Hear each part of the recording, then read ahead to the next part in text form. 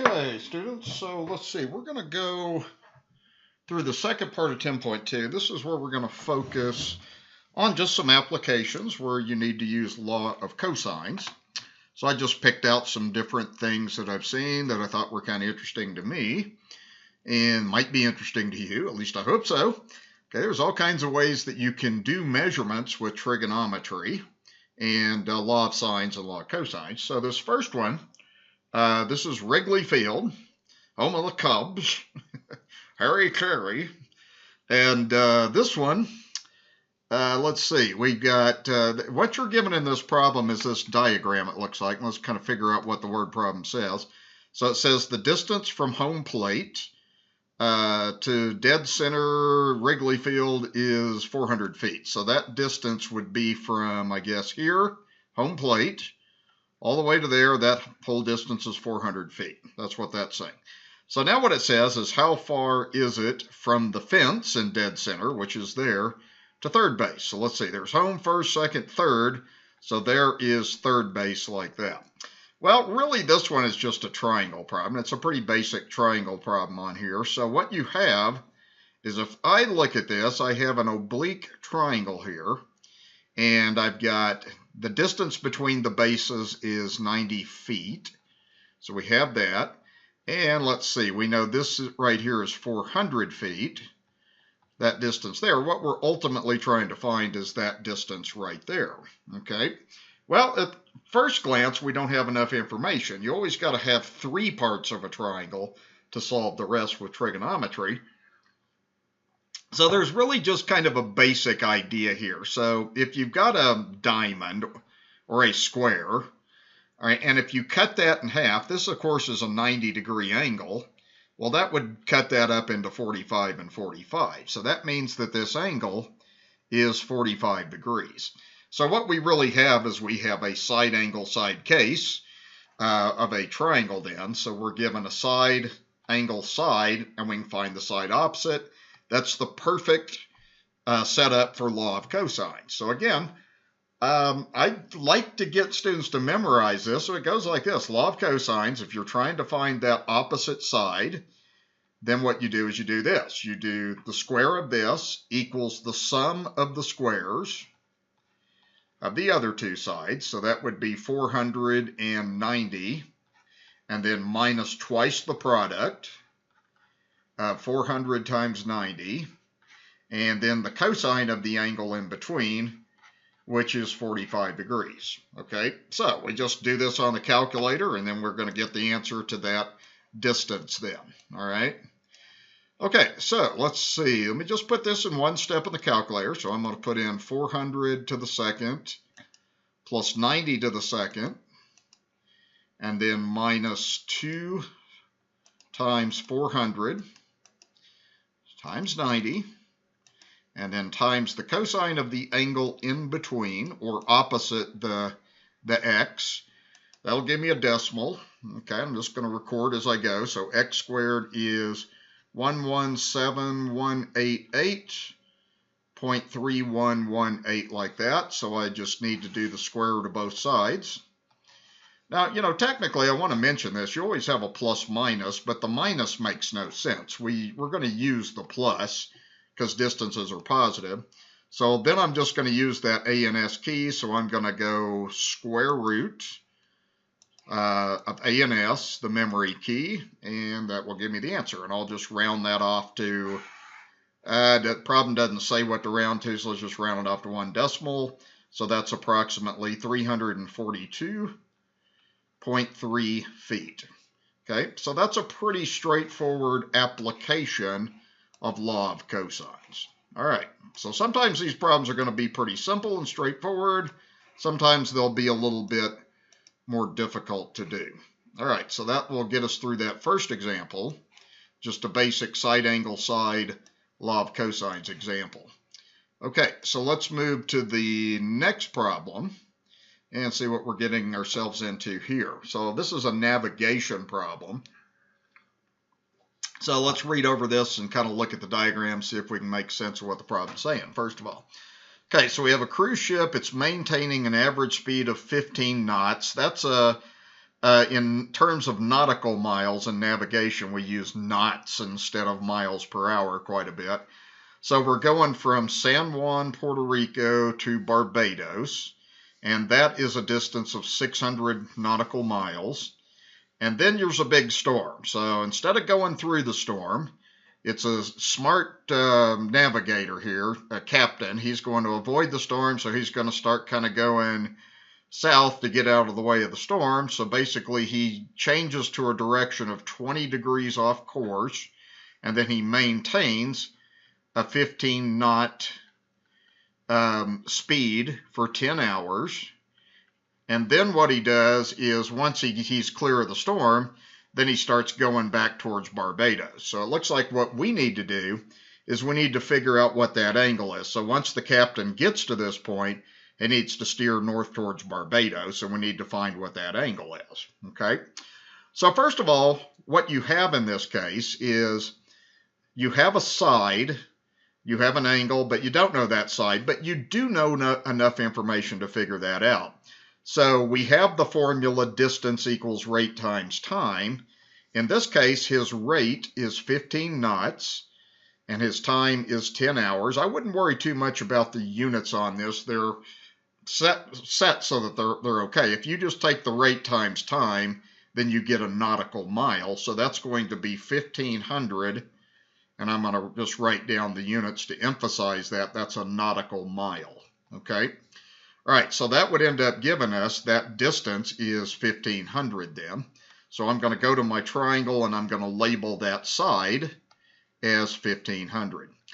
All right, so what that allows us to do now is, we ultimately need to find this angle right here. If we can find that angle, then we can subtract from 180 to get that. Now, we can't really find that right now because we don't know that side, so we couldn't use law of sines.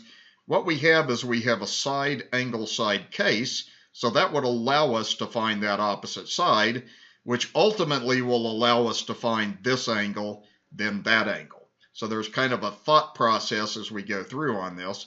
So the second step is we're going to use law of cosine. So I'm going to call this side here, that will be the distance the boat is from Barbados after he steers off course.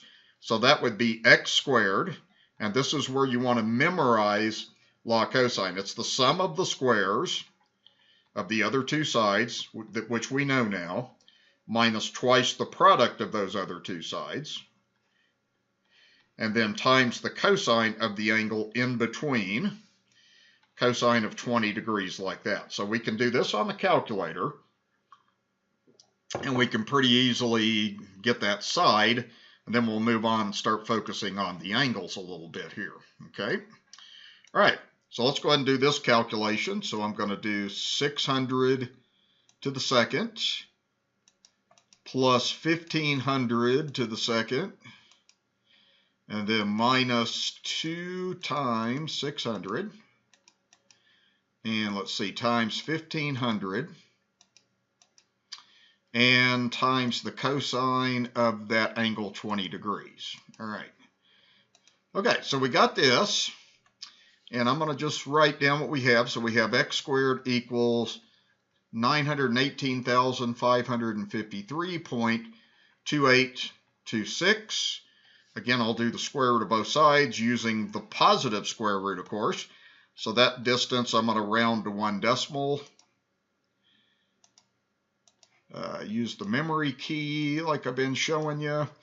Okay, so that gives us a distance of 958.4. And again, that's a distance that is in nautical miles, which we use a lot in aircraft and in ships. So we got that. All right, so what we have now is this thing. We now know what that side is. That side is 958.4 nautical miles. All right, now I'm going to kind of redraw this triangle diagram to kind of clean this up a little bit here. So ultimately what I have here is I've got this triangle, and I know these parts now. I know that's 600, I know that's 1,500, and I now know that's 958.4, and I know that's 20 degrees. That's an oblique triangle. So what I want to do is I really need to find this angle right here, because that will allow me to find that angle that I'm ultimately finding in the problem. So step 3, I would just do a law of cosines. Okay, so I'm going to call this angle, whatever, I'll call that A. So I need to match that up with this, and then I need to match up an angle with a known side. So I've got enough information to use law of sines, so I'll just say sine of A over its opposite side is the same as the sine of 20 degrees given in the problem over its opposite side, which we found in step 2. Okay, I just multiply both sides by 600. So I get sine A equals 600 sine of 20 degrees all over 958.4. And then I'm ready to go on to the calculator and get this crunched out then. Okay, so I'm going to go 600 multiplied by sine 20. And then divide by 958.4. Okay, and let's see, I get this. So I'm going to just write that down for reference. So 2141194,553. Okay, then I got to do the inverse sine. So A is going to be equal to the inverse sine of this value. Okay, and then I can do that on the calculator. Then I've got my angle A. Okay, and then we got one more step and then we're done. So I'll do this inverse sine. Use the ANS key for memory key. And that will give 12 point. And we're going to round that to 12.4 degrees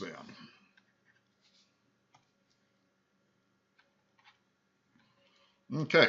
All right, so that angle we just got is 12.4 degrees, and we got one more step, and then we're pretty well just done with the problem now, okay? Okay, so what we want to do here, we've got that angle, so now all we got to do in step 4 is the angle we're trying to find, and I'm going to just call that angle maybe B. Okay, that would be 180 degrees minus the angle that we just got. And then that would give what we call the heading that pilot's going to have to go through then. It doesn't look like it matches up with this diagram, but that diagram's probably not drawn to scale anyway. So what I've got is 180 degrees minus the 12.4, and that will give a heading on this of about 167.6 degrees, okay? So that should be the answer to the problem. I'm going to check over everything. I'm going to just pause the video for a minute and check over everything and make sure that I haven't missed anything. Okay, so I just looked over everything. Everything looks good to me. I just looked at that diagram. It's clear that things aren't drawn to scale on that. But everything checks out on the triangle. The ratios work out and everything. So that should be fine. So that would be the answer to that problem then. Okay? All right, so let's go to the next page. I'm going to put you to work on probably just 2 problems here for you to work out using law of cosines. You're going to be required to use law of cosines on both of these problems. So I'll go ahead and pause the video and let you begin to work on these. Okay, so let's see how you did on these. These were really straightforward problems, I thought, that didn't have a lot of steps on them.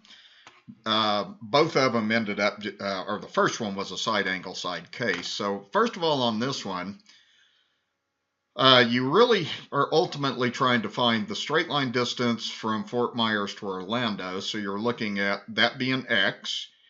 You had to find this angle. So if that angle's 50, the angle next to it's 130, because I'll just subtract from 180 to get that. That's just law of cosine. So we say x squared equals the sum of the squares of the other two sides, which are 100 and 150 minus twice the product of those two sides, and then times the cosine of the angle in between. So I did this calculation on the calculator. You can see what I did there, and did the square root of both sides, rounded to 1 decimal, so that is a 227.6 mile straight line distance is what that is. So that's a pretty straightforward problem, okay?